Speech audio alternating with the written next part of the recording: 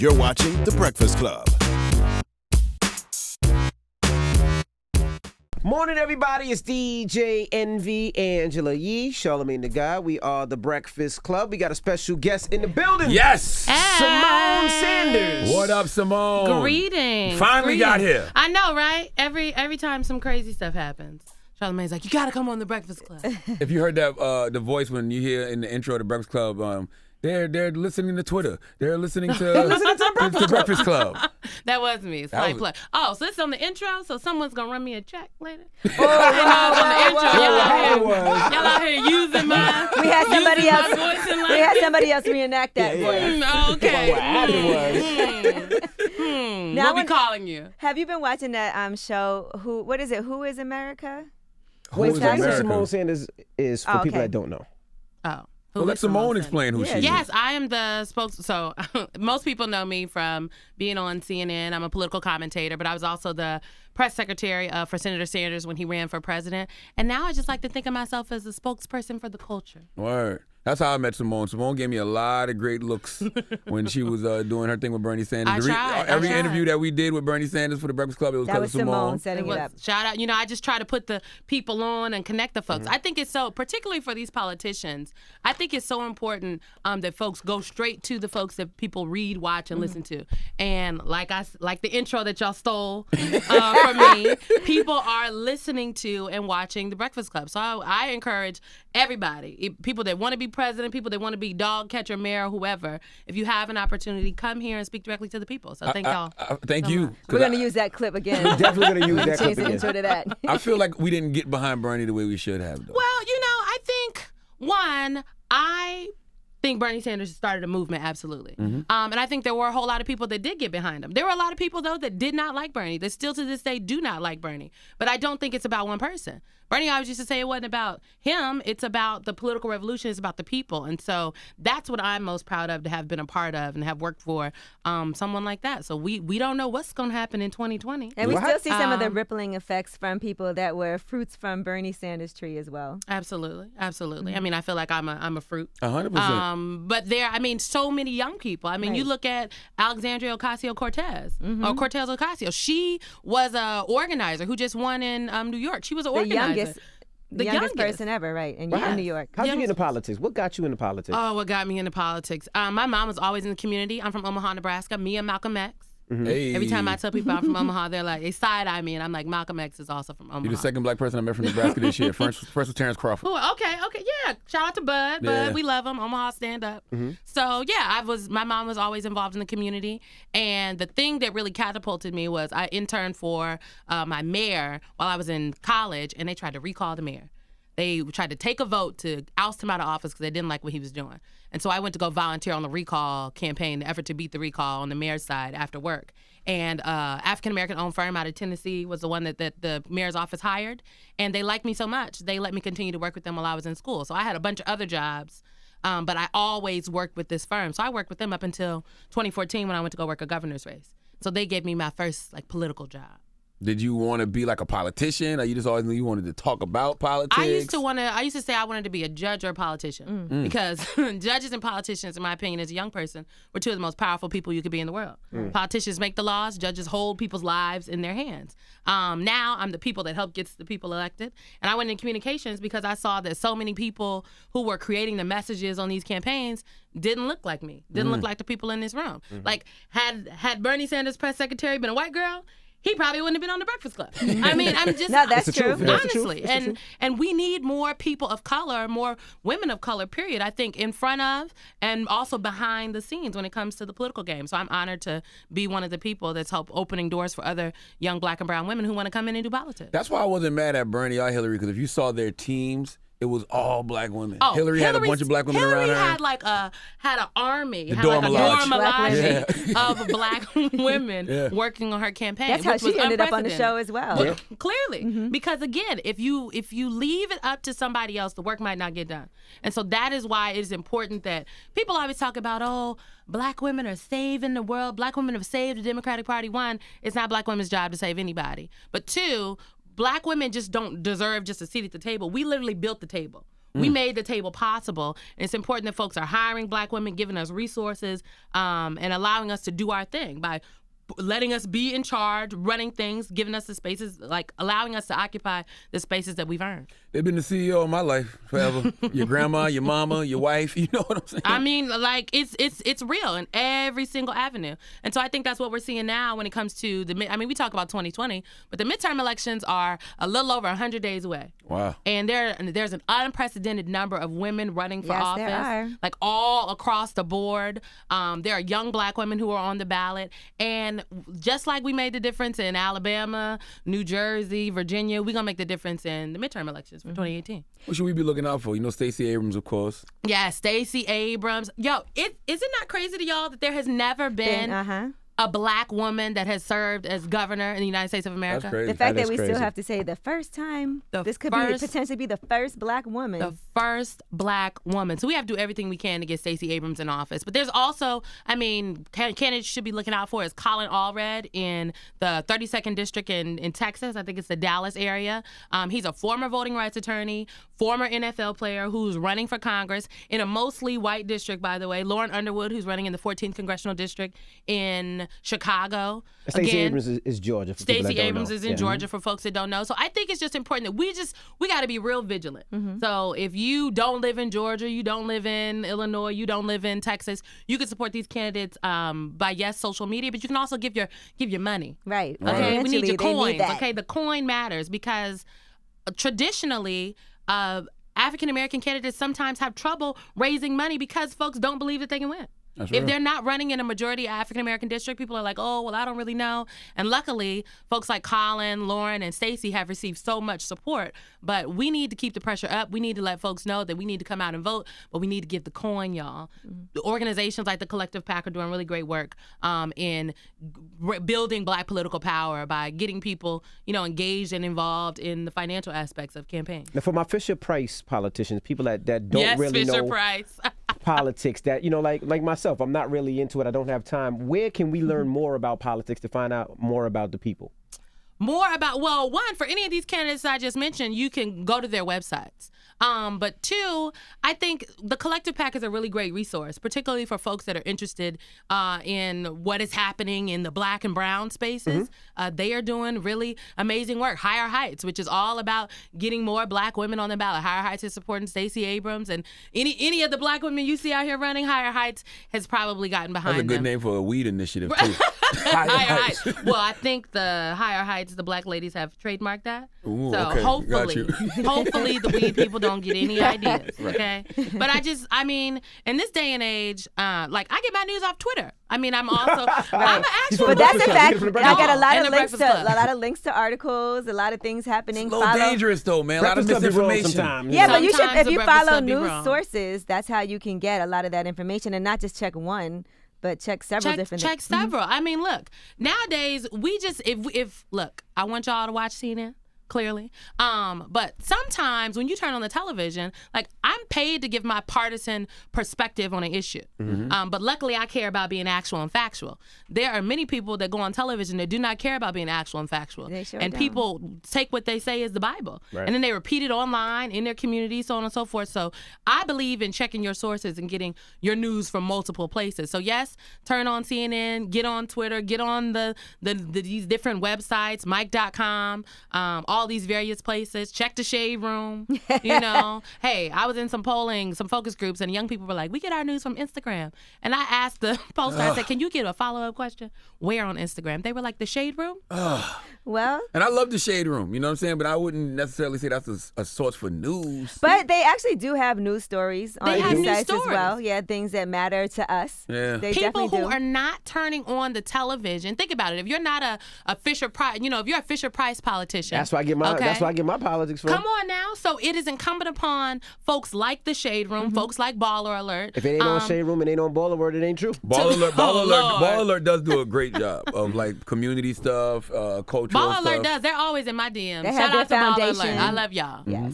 So, we just have to keep the pressure up. There is so much that is happening, and we cannot afford not to engage on all these topics and these issues. There's so many movements that are happening right now that are converging. Talk about the Black Lives Matter movement, the Women's March, all these Me Too. All these people are going to be relevant when it comes to these midterm elections. Now, did you watch that show, Who is America, on Showtime with Sacha Baron Cohen? Sacha Baron Cohen is getting people. But also, you have to think about, what is the mind state of these politicians, these elected officials, to willingly do these things on camera? Right. Whether you think it was real or not, there was a camera filming you. Absolutely. The Georgia policymaker that took his pants off. Jason that took his pants off, is yelling homophobic and racial slurs. What the hell is wrong with you? Nigga with the hard on. Yeah, Jason Cohen.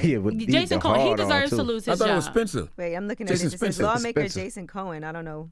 No, it's Jason that's Spencer. Sacha okay. Baron Cohen. Yeah, Jason Spencer. Yes. Oh, they just spelled it wrong. They did it wrong on this article. So See, that's is, why you got to check multiple sources. See, multiple It says sources. Jason Cohen here. Exactly. You just can't go off the tweets. But that show's crazy.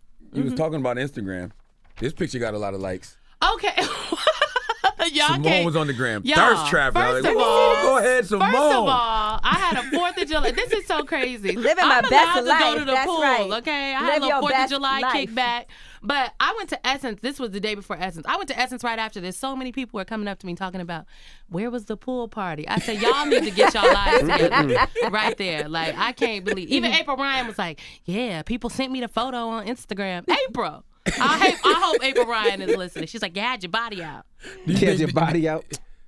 Had my You're body in a out. pool. What's she supposed I'm to be in a pool, exactly. in a gown I'm a in the pool? millennial. Do you think Like- there's a certain idea of what a female political commentator has to be, has to look like, has to move? Because y'all are changing that. You, Angela Rye, y'all changing what that looks like. I mean, you didn't have a thong on, or did you? We didn't see the back. It's a thong swim. But so Oh, what? see, If you in the pool, Envy, who cares? You wear thongs all the time. I can't. In my house.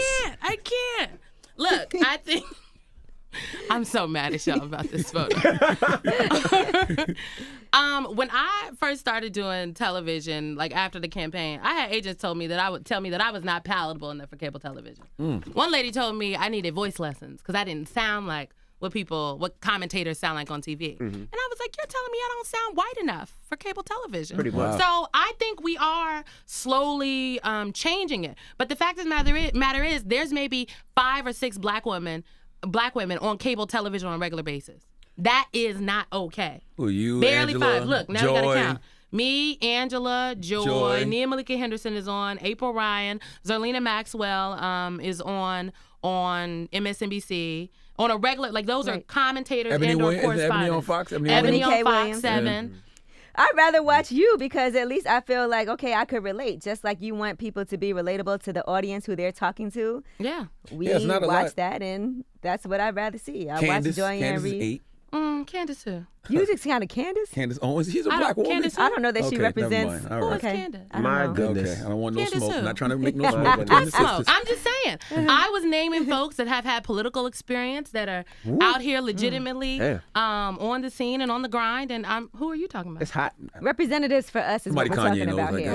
guess. Okay. Yeah, Well then, yes. whoever he I just don't know named, who I don't think is on that Candace list. Now he mentioned Kanye West. Now people gave Who Kanye mentioned slack. Kanye West? Charlamagne did. Because he mentioned that girl. Oh, I was like, when did that just get me? They gave Kanye slack. They gave Steve Harvey slack for meeting with Donald Trump. But Who it seems- gave them Did slack? they give him flack or Flack. slack? I meant flack. I I'm meant like, flack. They gave him flack for meeting Flack, with Donald yes. Trump. And it seemed like Kim Kardashian did it and she got things done. Do you think more celebrities need to meet with the man? So there was a lot of work that went into what Kim Kardashian did. I think that Kim Kardashian gave it a star-studded Right. aspect Good and a little photo op. flavor, a good photo op. But there was a lot of work that went behind that. She wasn't the only one. And I think the difference between other folks that have went in to meet with the president and people like Kim Kardashian is that there was a team, but like Steve Harvey ain't take no team with him. He went in there to have the meeting with Donald Trump and then walked out with no promises. Like to my knowledge, Donald Trump or the Trump administration has not, pledged to support Steve Harvey's initiative with young black men and families. Kanye went in there. I don't know what Kanye was doing, what he was trying to get accomplished. But if I'm not going to meet with the president right about now because I don't think there's anything he could do for me. Right. But for people that do decide to go to break bread with the Trump administration and to try to get things done, you have to go in there with a plan and a mission and committed to getting something out of it. And some people are going into this White House, going to meet with Donald Trump and everybody else and not coming out with anything. Right. And that does a disservice, I think, to a large swath of the American people who are literally under attack from this administration. Like, it's crazy. Yeah, Steve, I think Steve was trying to get something done with HUD. I think that was the initial And where's thing. that at? Oh, yes, HUD, who is raising rates on lower income families. Wow. Like attempting to triple the rent. Thank you, Ben Carson. Well, I Thank guess you, that Steve didn't work Harvey. out. Wow. I think you have to be very clear for your fans too and people who are watching you of what it is that you are going for. Yeah. Before you go, just let it be known. Because remember at one point they were saying Meek Mill was going to the White House. Oh, but yeah, then Meek didn't go. Yeah. Smart. Because Meek That had got some shut folk down. in his circle that were like, hey, That ain't the move. that's not the move. And so I think that's what's most important here. And so if you are going to go, I just think back to when all the HBCU presidents were in D.C. Right. for a summit. And then they all went to the White House and there was this big photo op. And then What? we saw no action from the Trump administration for historically black colleges and universities. So a lot of those HBCU presidents got flack for going. And they were saying, we're going because we want to get something done. I'll tell you, I've talked to a number of presidents since then who said, we are not going back because we didn't get anything when we went there. And there has not been a real follow-up. And so, look, you got to go. If you're going to go, you need to go with a plan and you need to be committed to getting something out of it. And I just don't think this administration can keep its word. At this time, are we just riding it out now and waiting for this term to be over? Y'all, Donald Trump could be reelected. He could literally, scary. if the election were held tomorrow, Donald Trump would be reelected as president. That's crazy. And so there is no riding it out. We have to continuously work every single day to keep the pressure on, to combat the things we can combat and change. So like a midterm election is coming up. People need to vote. If you are not registered to vote, get registered. While voting will not change your life tomorrow, I think it's a necessary tool in the toolbox of social justice. And don't you think whoever wants to be the president in the Democratic Party should be saying something now? Well, Where yes, they I at? do. Like, I think they should. But some people have midterm elections. Some of these folks some people that have been mentioned as potential presidential contenders, they still have to go through a midterm election. And so if I'm a constituent, if my, senator, which is, is Ben Sass, and I hope he's not running for president. But let's say if Ben Sass, if he was up for re-election right now and he's saying, well, I actually want to be president, well, then why are you running for Right, so we have to wait for that to be over. We have to wait for that to be over. And so I think come January 2019, you will see a mad dash of people trying to posture and demonstrate why they should be the Democratic nominee. So Bernie Sanders, is he gearing up to run for president again? Well, I'm not here to break no news on Bernie Sanders. I think if the senator would like to run for president again, he should absolutely run for president. I think if Kamala Harris or anyone else wants to run for president, Kirsten Gillibrand, they should run for president. I think on the Democratic side, 15 different people are going to wage campaigns for president. I want Senator Harris. You want Senator Harris? I want okay. Kamala. There are lots of people that want Kamala. There's people that want Bernie. There's folks that want somebody we've never heard of yet. So I think that Some people want Kanye. some people. I'm not one of those people that want Kanye. I don't want Kanye. I want the old Kanye. The old Kanye. The old Kanye. Now let's talk about this conversation you had yesterday with the CEO of Gucci. I saw you. Oh yes, I Talk was to at us about that. What is this? What's going on? Go was ahead, so- spend that money, Simone. I see you. First of all, They said you were bringing I Gucci am gifts. That's what we're waiting for. Is that what they said? That's what they said. I'm gonna have to call the I see people you got at a the scarf office. over there for me. I got. we gonna snatch the scarf off the neck. I came here with a bag. We might have to send y'all something down over here. So I did an event with Gucci and Chime for a Change, and we did it at this really great space at the Highline Hotel yesterday, and it was myself. Joanna Coles from hers, she moderated the conversation, and Sarah, one of the Parkland kids, Sarah Chadwick, she was so amazing. We had a whole long panel. Jane from Tribeca, Tasha from Endeavor, the plumbing goddess from Tools and Tiaras, and myself. And so we had a conversation really about what people can do with this moment, how they can be engaged and involved. Lots of people had questions about young folks, and brands like Gucci, I think, are leading the way on what it means to be engaged and involved. Like when Gucci stepped in and gave that very large donation to the March for Our Lives, I think it opened up the door for other people to take a chance. And so I'm happy to be a part of the Gucci family. Gucci's going to be doing some voting engagement activities that they're going to roll out soon. They that I'm finally proud did to the be a right part thing for of. Dapper Dan. They did the right. Dapper Dan was one of my guests last night. He came to the event, which was great. So I feel like Gucci is figuring it out. Susan, who is the CEO over there, she is just so committed to being like involved on the groundwork. Like she started out, I think she's been at Gucci about 20 years, and she started out just doing small engagement events when she was in the Beverly Hills store, and then that grew to, I think, the work that we see right now. So I think Gucci as a brand, other brands can take a look at it. So what happened? They got black women working over there now? They got some black women at Gucci. They've got some influencer friends. Cleo Wade is actually how I got involved with the Gucci team. Her and I have become really good friends. And Cleo Wade, the poet, she's the author of Heart Talk, new book that's out, and she and the Gucci people are cool. She introduced me to the Gucci folks, and now we're about to make Gucci magic with the Gucci Votes campaign. So y'all look out for Gucci Votes. So if Gucci can even get engaged and involved on the voting tip, like, what is the excuse for so many other people and brands? Now being a 28-year-old black woman, 28, right? Mm-hmm. Is it hard when someone tells you to shut up on TV? Do you feel like it's probably hard at any age? It's hard at any age. It was really hard when that man told me to shut up on TV last year, I do believe. Because it's just like, I feel like if I was 35 with a bob and my name was Sue, he wouldn't play with you like my that. name was Joe, it wouldn't have happened to me. So sometimes I do get like embarrassed or upset on television because I know that people are only talking to me a certain kind of way because I am the young person. And sometimes because I'm the young black person. How did you react? She snapped. I snapped. And a young black woman. But I woman. snapped in a professional way so I come back to work the next day. Gotcha. Just like some people would react, because people deal with stuff like that in their offices or their workplaces every day. And so folks are like, how do you hold it together? Because when you see me on TV, I'm at work.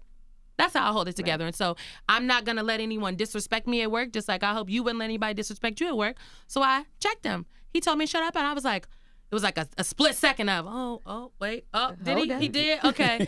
Told him, you are not going to tell me to shut up on national television while you try to excuse white supremacy. So you can shut up.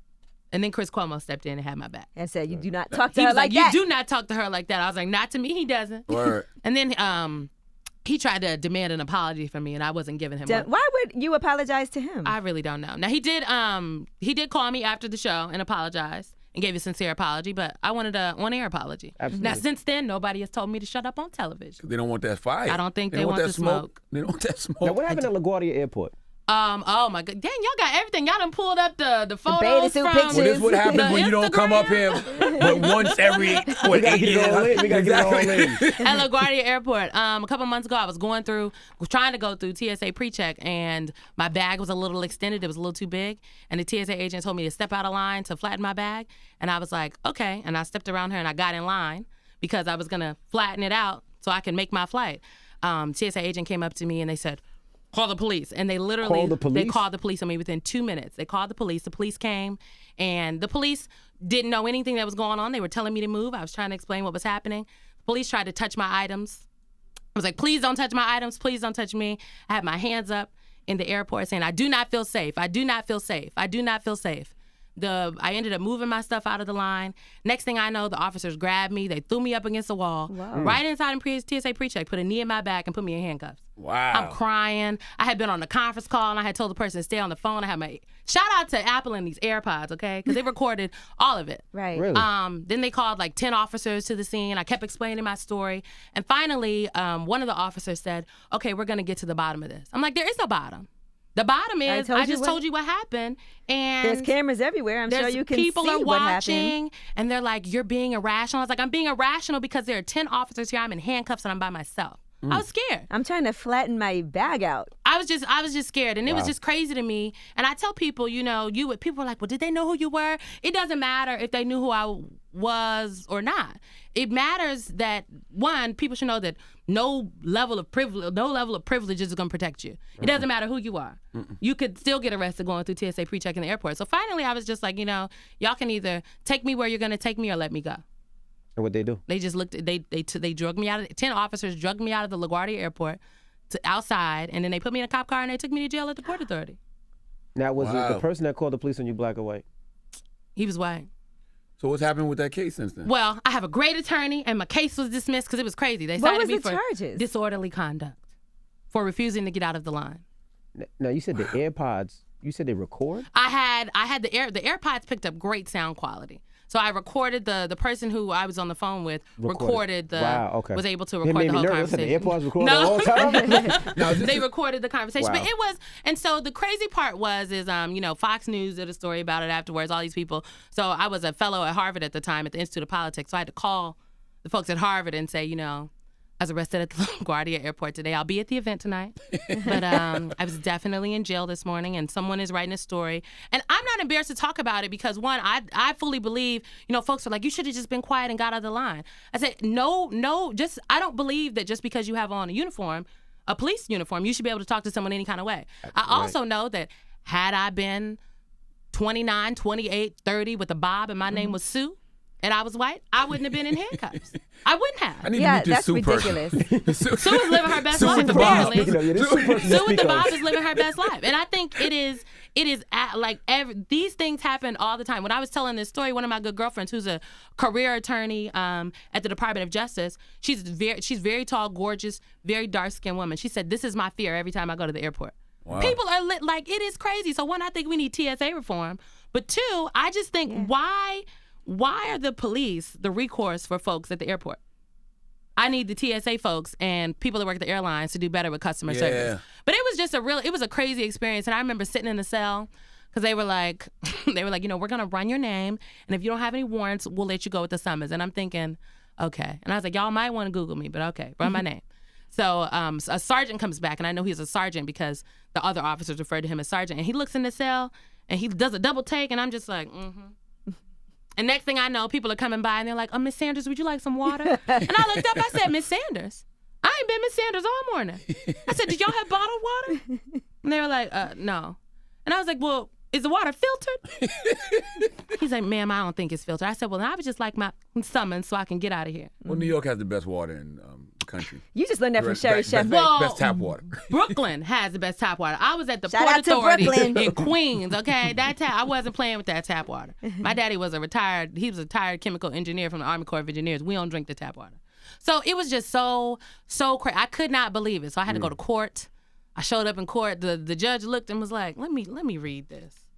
And I had to tell him what happened. They dismissed it, but Are you going to sue? I am exploring options with my legal counsel. I love that. I love that answer. I'm exploring options. I'm exploring, but it's crazy. Wasn't it another situation with American Airlines, or was that the same situation? No, this is a different situation. I fly a lot. And you had an issue with them for checking the bag too? I tried to check my bag, and an American Airlines agent called the police on me. Why? What? Because he said I got loud, but it was crazy because, oh my God, I kid you not, I was at LAX. Master P was in line 5 people ahead of me, and he had just turned up on the American Airlines people before I did, and walked up. They didn't call the police on Master P. Wow. So I'm trying to figure out why me and my Gucci bag. You caught his little attitude. That's what it was. Master P got you. You were arrested that time. Master P. Well, they called the police, and this time all these officers came, and kudos to the officers that came at LAX because they de-escalated the situation. I was crying. They were like, "Calm down." I was like, "I can't be calm. There's 8 of y'all. There's 1 of me. I can't be calm."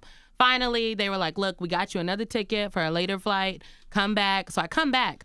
I get on the plane. When I get off the plane at DCA, there is a American Airlines executive waiting for me when I step off the plane from corporate office. Wow. He's like, Miss Sanders. And I looked up and I was like, walk with me. We walk off the plane. He said, Miss Sanders, we know who you are. And I was like, see, it should not matter who I am. Right. You should not want this treatment for any woman on your airline, any black woman. And so, I mean, I fly so much. I've experienced, folks, you get into the priority lane and they're like, this is priority. Yeah. I'm priority. Or when they call first class. I hate that. When they call first class and they act like they're like, excuse ma'am, me. it's first and you're class. like, And it's like, that's why I'm here. I'm first class. I hate that. The That people at happens all the DCA treat me time. well because I'm in there all the time, but it's just like the biases. And I mean, this plays into every piece and part of life. So that's why when it has just become dangerous for black people to breathe. It's dangerous for us to breathe, to fly, to go to Starbucks, to go to the pool, to go to the grocery at CVS. To sell hot dogs on the To sell street. hot dogs. I didn't get arrested at the pool, but okay, these are good. other women. Y'all make it sound like I'm a jailbird. They called the police on you for indecent exposure. No, get out of here. Get out of here. I'm a member of the Penthouse Pool Club, okay? I'm a member in good standing. Wait, Penthouse? In Vita in DC. Okay, this is how we go to the pool in DC. Okay. I thought you were talking about something else. No. See, y'all so crazy up in here. Now, so American Airlines did the right thing. They tried, but again, I just think there needs to be reform. It should have never happened in the first place. It should have never happened in the first place. And so, does American Airlines or any of these other airlines, for that matter, do they have an advisory council? Where is Starbucks shut it all down for one day to do cultural competency and bias training. Where is this for all of the airlines? Because people are flying, black and brown people are flying every single day, and so many people have stories such as this. The only reason we're talking about it right now is because it was me. Right. But this happens to so many people on a regular basis, and their stories are not elevated to, a Fox News story. Wasn't Tamika Mallory? That's what she was going against American Airlines, right? Yeah, American Airlines.